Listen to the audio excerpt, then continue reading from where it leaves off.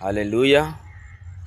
Yes, natamani nikukumbushe kitu kimoja leo, ya kwamba kabla hujaanza kufanya chochote kile hapa duniani, unatakiwa kwenda kwenye ulimwengu wa roho kwanza.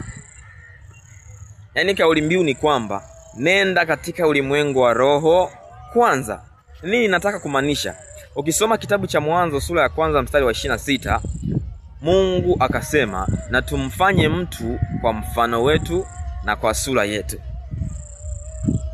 Lakini Mwanzo hiyo 2:7 Biblia inasema Mungu akamfanya mwanadamu kwa mavumbi ya ardhi. Sasa ni mwanadamu yupi aliyefanywa katika sura ya kwanza mstari wa 26 na ni yupi aliyefanywa katika Mwanzo sura ya pili mstari wa 7?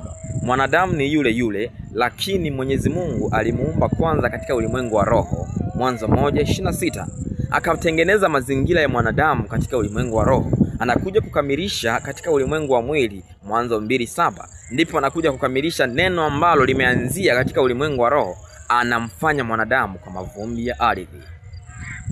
Nataka nikukumbushe na wewe, unapohitaji kufanya kitu chochote kile, anzia katika ulimwengu wa roho. Unataka kujenga nyumba, jenga nyumba kwanza katika ulimwengu wa roho.